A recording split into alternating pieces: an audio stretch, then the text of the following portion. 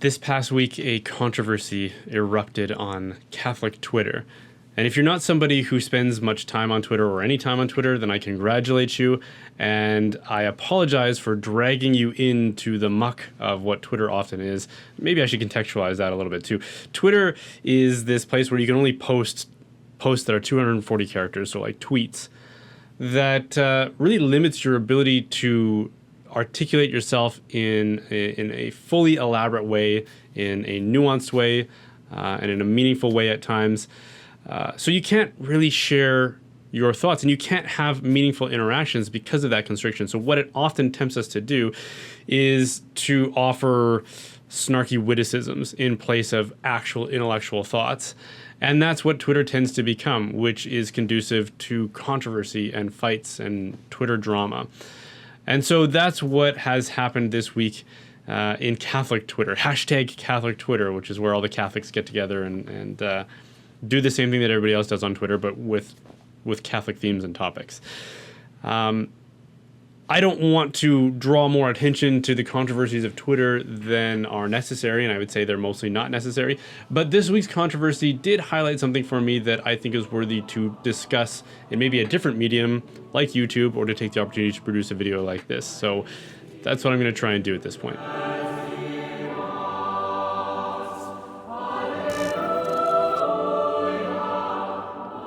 So the controversy in question was about what I'm assuming is a new stained glass window that was designed and built to commemorate Blessed Carlo Acutis. Now let me start off by saying I deeply respect anybody who can craft something at the level of what this particular stained glass window obviously displays. I'm particularly fond of stained glass as an art form and as a craft, and I even brought down an example of a stained glass window I tried to make myself, which didn't really quite turn out very well. It had some problems with it, but this is the best I can do with a stained glass window. And so when I see something that is far more elaborate, far more sophisticated, and is a demonstration of true excellence in any art form or craft, I have to acknowledge that is excellent, and to admire that and to express my appreciation for that. So that's what I want to say about whoever it was that created this particular stained glass window. It actually is, as a piece of art, it's beautiful, it's well done. Now the question remains, though, is this good sacred art? Because this isn't just art for the sake of hanging something on the wall. It's not just a portrait of a person. This is a stained glass window to be used in a sacred and holy place for the purpose of lifting our hearts and minds to God in prayer, to encourage that. And so the question is, does this particular piece of art do that? Because not all art does that. Some art has the opposite effect. In order to answer that question, I think we need to re-immerse ourselves in the Catholic tradition of sacred art and to understand why sacred art exists, especially sacred art depicting the saints. So think of iconography as a good example, but stained glass windows are another good example of this. And instead of just trying to opine on this and share my own opinions and whatever wisdom I might have about it, I would rather go to another source who is far more authoritative than me, and who is, as a source himself, someone who doesn't just rely on his own wisdom, but is fully immersed in a great tradition of thought and tends to cite those sources.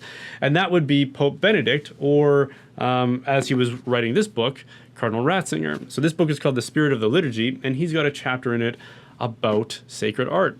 And in that chapter, he argues that sacred art, whether it be a stained glass window or an icon, isn't just meant to portray individuals or moments in the past, as in history, but rather it is something that draws us into the mystery of salvation and the mystery of what God is doing for us in our lives through certain events, through certain stories, or through certain people, like a saint. So a saint, an icon of a saint, isn't meant to just portray that person as a portrait, or to shine a mirror on us and say, yeah, this person is just like you. maybe at one time they had traits that were shared with us, but now they are sharing in the beatific vision. They're sharing in the fullness of that divine life with God in the kingdom of heaven. Therefore, a depiction of them beatified or canonized should be a depiction of what our goal is, not what we currently are as fallen and compromised people struggling with our own sin. It should depict what our goal is. And so coming back to Benedict, it should depict something more in the fullness of time that enters into the mystery of Christ, of the incarnation, and especially the resurrection, because that is our goal, to share in that resurrection, that Jesus entered into death, but he didn't stay dead. He came back to life and was resurrected. As we follow the paths that Jesus himself traced, follow him by carrying our own cross and going into that death, and then our hope is to be risen again with him in the resurrection. So our sacred art is meant to be a portrait of hope for us about what our ultimate goal is. Again, it's not just merely a portrait of the person as they lived in this life, or as we are currently living in this life, even if that helps us identify with them to some degree. The point isn't to identify with them or to confirm us in our own life or to make us feel good about the fact that, oh yeah, he wears sneakers, so I wear sneakers. That's great. The point is that when we look upon an icon of a saint, we should be seeing our goal, the end of the race, as St. Paul describes it, where we are aiming towards, and our hope that God will take us there and bring that to fruition. So one of the big hang-ups that I think a lot of people have with this, those who have objected to it, is the depiction of the clothes that he's wearing. And I would also highlight the picture that was made for his beatification that was hung up in St. Peter's Square there at the Vatican, because that was actually a portrait of him, taken from a photo of him. So it's just him wearing the same clothes that he was wearing in his temporal life, with his hair kind of messed up and disheveled, the way some of us might look on a given day. I think it's a picture of him outside on a hike or something like that. Now, if that's supposed to be an icon, then it's not a very good icon, because it's just someone who copied a photograph, which is not what an icon is supposed to be, again, if you appreciate the arguments that I just made. The same can be said about this particular stained glass window, which again is a beautiful work of art and probably has a lot to be said about the inspiration that is drawn from our tradition, but it doesn't really capture what an icon is supposed to be, again, of a saint. And a lot of that, what is most jarring, again, is the clothing that he's wearing. He's wearing like Adidas sneakers, which has got to be the first time that product placement has ever appeared in a stained glass window. I hope it's the last time, frankly. The thing about, again, a sacred space, the word holy means to be set apart. So we set apart something for sacred usage. Everything else is considered profane. That is just sort of the everyday, the usual, the casual. So what we have in this stained glass window is someone who's being portrayed in a profane way, but in a sacred space. And I imagine if we asked Blessed Carlo, how would you want to be commemorated? In his humility, he would probably say, oh, no, don't do that. But if I must, I hope that you would portray me in a way that shows some appreciation that I showed when I went to church, for example, which is, again, a sacred space. He didn't always wear a tracksuit and Adidas. There are other pictures we might find of him, such as when he was receiving a sacrament of initiation, whether that be confirmation or First Communion. I've seen pictures of him wearing a suit, for example. Now, is a suit an ideal portrait of a saint? Well, no, not necessarily. The question remains, what is an appropriate portrayal for somebody who is now a canonized person? Well, he's not canonized, but beatified, someone who is sharing in the beatific vision of God. And we get indications of this throughout our culture, throughout our Catholic culture, in the sacraments. You know, I went through RCIA, and I wasn't baptized at the Easter Vigil, but several of the people who I was with were baptized there, and they put on a new garment after their baptism, which is part of our tradition. These are some of the visuals that get inserted into our tradition to help us understand what's going on. It's a symbol of an unseen reality, and it's a profound symbol. Don't be don't be sidetracked by the word symbol as if that just it makes it arbitrary or meaningless. A symbol is, by its nature, something that conveys meaning. Okay, so this idea of being clothed with something new is an important visual to communicate something to us about what happens in our faith as we are transformed by the incarnation and the saving work of Jesus Christ. And there are depictions of this in Scripture. There's quite a few, actually. I want to highlight just one, though, which is the parable of the banquet, I think it's called, in which the king invites all these guests to the banquet. And remember that when Jesus tells a parable, he says, the kingdom of heaven is like this. And then he tells this parable. So in the case of this parable, there's a moment where there is finally a feast, and the king recognizes there's someone at the feast who isn't wearing a wedding garment. And he says, how did you get in here without a wedding garment? And the guy has no explanation. And so what the king orders that he be thrown out where there is tormenting and gnashing of teeth, which is a symbol for what? All those who are excluded from the kingdom of heaven, all those who are damned. This symbol of a wedding garment isn't just arbitrary. It's an example of what it means for us to be drawn into the life of the kingdom of God. Clothing as a symbol here has a purpose. Now you might say, well, that's just a metaphor. Well, that's just a symbol for something, which is true. And that's what our sacred art is supposed to be. It's supposed to be a symbol for the kingdom of heaven. So as such, the symbolism should be inherent within sacred art. But in this particular stained glass window, there doesn't seem to be any symbolism. It just seems to be a portrait in stained glass window, which is why it falls short as a piece of sacred art.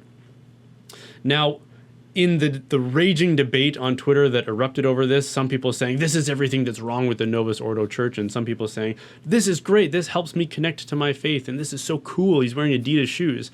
I think everybody within that binary is kind of missing the point, and I personally was disappointed by the debate, although I guess we shouldn't have high expectations for debate on Twitter, as I was alluding to earlier. But the thing that I found perhaps upsetting or kind of poignant about it isn't the fact that I'm interpreting some sort of an agenda here, that this artist has an agenda to dismantle the traditions of our faith. I want to give all the benefit of the doubt to this particular artist and acknowledge the excellence of their work and appreciate the fact that to become that good at something, it's not just a matter of exercising a routine of discipline and practicing your craft. Presumably, if they're that interested in something to get that good at it, they probably also immerse themselves in the tradition. So they probably understand a lot of this as well, but maybe they just miss something here. That's the benefit of the doubt that I would want to give to them. But what I find upsetting about it is that it's a reminder that we as Catholics don't understand our culture and don't understand our tradition very well. And that's something that we need to re-immerse ourselves in. Again, books like this do an incredibly good job of that. So I would encourage anybody who's watching this to go ahead and if you don't know where else to go, try that book out. If you are like me, in reading it, you will find yourself surprised at many turns of a page about what he argues in it and about how far short we are in approaching that ideal of liturgy and of culture and of piety in most of our Catholic parishes these days. But again, we have forgotten our traditions, or we have a sort of amnesia about it. And that is in large part because the generations preceding us, especially the baby boomers, decided that they were going to go all in on novelty and disregard the tradition that had come down to them. And to be Catholic, to be a faithful Catholic, means to be grounded in tradition. Anything else is just arrogant navel-gazing, as far as I'm concerned. To take generations and generations of saints and what has come before them and what they prepared for us to inherit and say, nah, I'm going to figure this out on my own. I want to do something that's new and just uniquely my own. I mean, that is just complete arrogance. And so we as successive generations after that rupture, we're trying to reclaim that inheritance and try to see through that amnesia to understand what that was. And that's what I think people like myself as a commentator in public are trying to do admittedly quite clumsily, because I didn't inherit that great cultural tradition either. So this is my attempt to try to describe what it should be like in something like a stained glass window, but it I think highlights a bigger conversation that needs to be constantly happening, whether it be about specific things like stained glass windows, or just about liturgy, or our theology in general, or just our lost culture. So those are my thoughts about this particular controversy, let's say. I hope it will inspire people to, from here going forward, try to just rediscover that tradition and that faith and that culture that is so compromised in today's expressions of the church. Hey, thanks for watching that. If you enjoyed it, then be sure to like and subscribe for more. And if you want to support the making of content like this, then please consider joining my online community, The Reinforcements. It's kind of like Patreon, but instead of being beholden to a big tech company, it's a website I built entirely myself, so there's no risk of us being censored or shut down or anything like that. There are hundreds of people who have already signed up, and our mission is to renew and reinforce the church. So if that's you, then come check it out. As an added bonus for certain tiers, I will also send you a gift box from Glory and Shine, which is a Catholic, family-owned and operated company. They make bath and body products. They're actually their beard balm I'm supporting, or I'm sporting right now. I'm not just a spokesperson, I'm actually a customer. So even if you don't join the Reinforcements, maybe check them out anyways. Glory and Shine, they're an amazing company.